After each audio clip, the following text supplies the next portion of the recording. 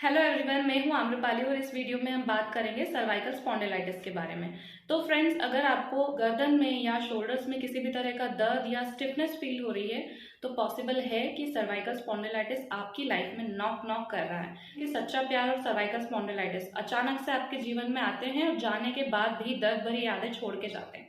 तो अगर आप चाहते हैं कि सर्वाइकल की दर्द भरी यादें आपको हॉन्ट ना करें तो वीडियो को लास्ट तक देखिएगा। तो इस वीडियो में हम बात करेंगे 3 पॉइंट्स के ऊपर। बेसिकली पहला है रीजन क्या होता है सर्वाइकल स्पॉन्डिलाइटिस के स्टार्टिंग का।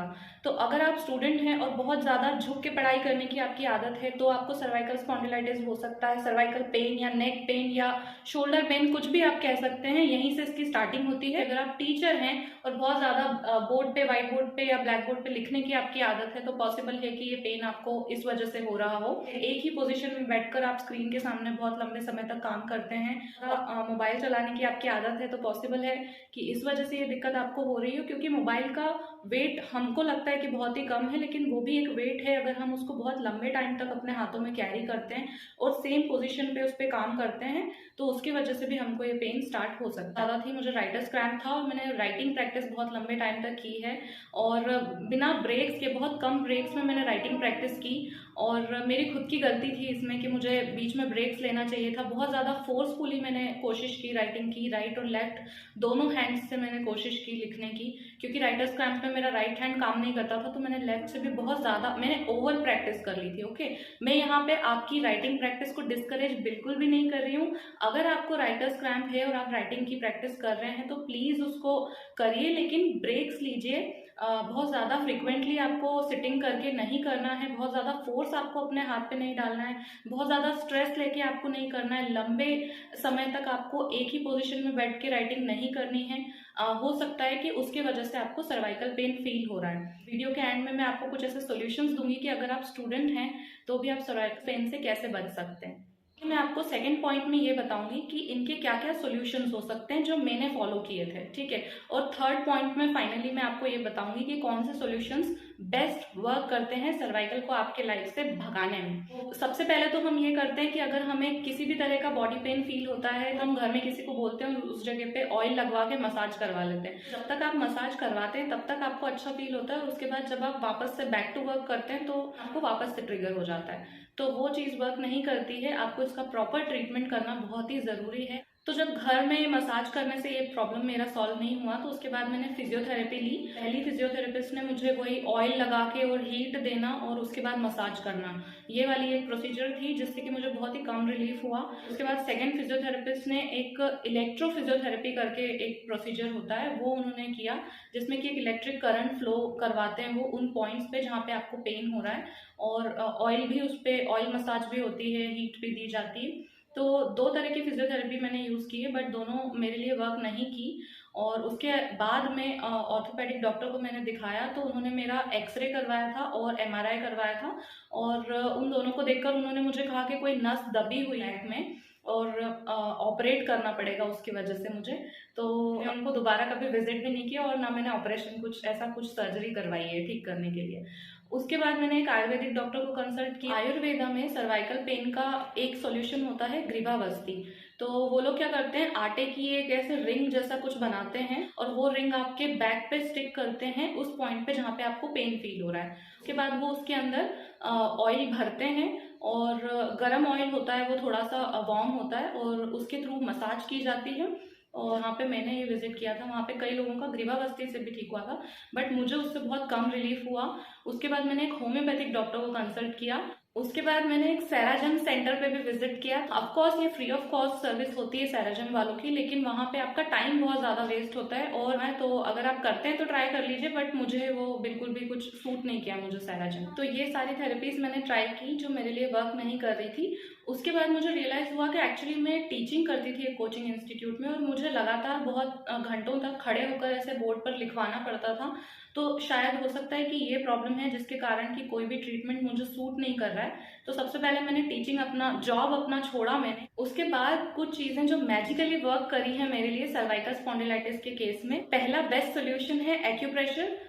ये कुछ पॉइंट्स होते हैं आपके हाथों में, अगर आपको लेफ्ट साइड में पेन होता है तो आप राइट हैंड में इन पॉइंट्स पे आप एक्यूप्रेशर यूज कर सकते हैं। अगर आपको लेफ्ट साइड में पेन होता है तो राइट हैंड में ये वाले पॉइंट्स होते हैं जिन पे आपको एक्यूप्रेशर का यूज करना होता है।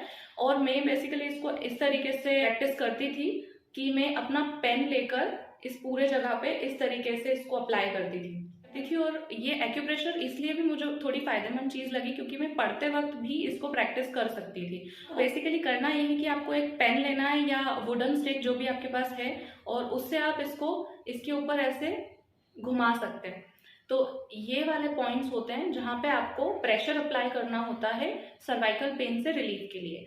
तो दूसरी चीज, एक हिमालय का ऑयल आता है रुमालिया करके, तो पेन वाले एरियाज पे रुमालिया ऑयल अप्लाई करने के बाद आपको हॉट वाटर बैग के ऊपर लेटना होता है। ये एक इंस्टेंट रिलीफ का तरीका है, ये प्रॉपरली पूरे तरीके से सर्वाइकल को आपके लाइफ से खत्म नहीं करेगा। अगर आप चाहते हैं कि परमानेंटली सर्वाइकल पेन को आप बिल्कुल गायब कर दें अपने लाइफ से, तो उसके लिए आपको रूटीन में कुछ एक्सरसाइजेस फॉलो करनी पड़ेंगी।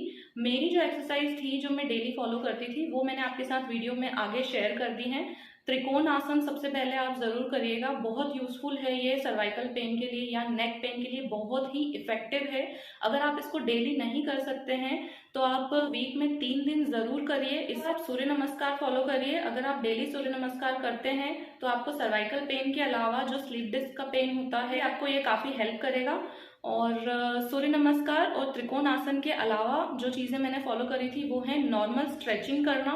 कुछ स्ट्रेचिंग वाली चीज़ें मैंने आपके साथ आगे वीडियो में शेयर कर दी है, वो आप देख लीजिए और आप उनको एज इट इज़ अगर यूज़ करते हैं तो बहुत ही अच्छा रिलीफ आपको फील होगा। एक और जो डेली मैं एक्सरसाइज करती थी वो है वॉल पुशअप्स। ग्राउंड पे पुशअप्स करते हैं वैसे ही आप वॉल के सहारे से पुशअप्स करिए। एक और बहुत ही मैजिकल प्रोसीजर है, अगर आप फॉलो कर सके तो उसे कहते हैं प्रोग्रेसिव मसल रिलैक्सेशन। एंजाइटी और स्ट्रेस कंट्रोल के लिए होता है और मैंने भी एंजाइटी कंट्रोल के लिए ही इसको स्टार्ट किया था, बट सर्वाइकल पेन में भी ये मुझे काफ़ी इफेक्टिव साबित हुआ है।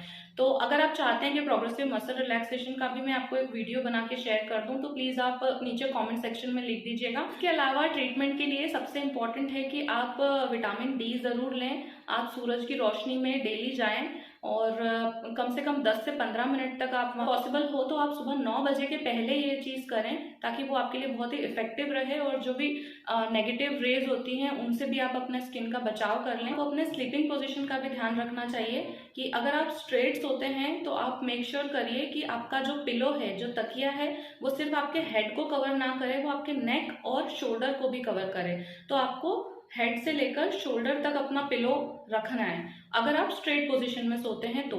और आपका जो पिलो है वो बहुत ज़्यादा स्पॉन्जी नहीं होना चाहिए और बहुत ज़्यादा मोटा नहीं होना चाहिए। एक पतला तकिया आप यूज़ करिए, या पॉसिबल हो तो आप एक देसी जुगाड़ मैं आपको बताती हूँ कि आप एक चादर को फोल्ड करके उसका पिलो बना लीजिए और उसे आप यूज़ करिए अगर आपको सर्वाइकल पेन बहुत सीरियस है तो।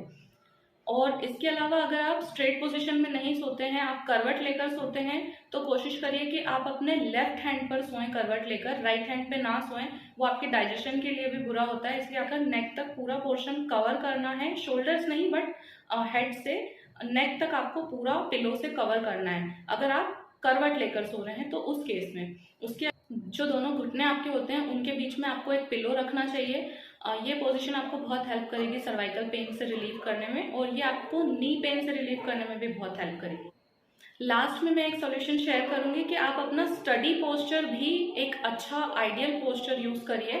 इंटरनेट पे बुक्स के होल्डर्स भी अवेलेबल हैं, तो आप बुक होल्डर का यूज करिए जब आप पढ़ाई कर रहे हैं। तो आपको इस पोजीशन में पढ़ना चाहिए, ना कि इस पोजीशन में झुककर। तो आप बुक होल्डर का जरूर यूज करिए। आपको अपना बुक होल्डर का फोटो इस वीडियो में शेयर कर दूंगी लास्ट में, ताकि आपको एक आइडिया हो जाए कि बुक होल्डर किस तरीके से आपकी हेल्प कर सकता है। अगर आप अब ये बोलने वाले हैं कि हम एक्सरसाइज तो बहुत करते हैं लेकिन वो हमें रिलीफ नहीं करती है, हमको एक्सरसाइज बहुत करने के बाद भी कोई फायदा नहीं मिलता है, तो इसके बारे में मेरा नेक्स्ट वीडियो आने वाला है जिसमें मैं आपको ये बताऊंगी कि how to make your exercise effective. अपनी एक्सरसाइज को इफेक्टिव आप कैसे बना सकते हैं, प्रभावशाली कैसे बना सकते हैं। तो आप मेरा नेक्स्ट वीडियो जरूर देखिएगा। Thank you.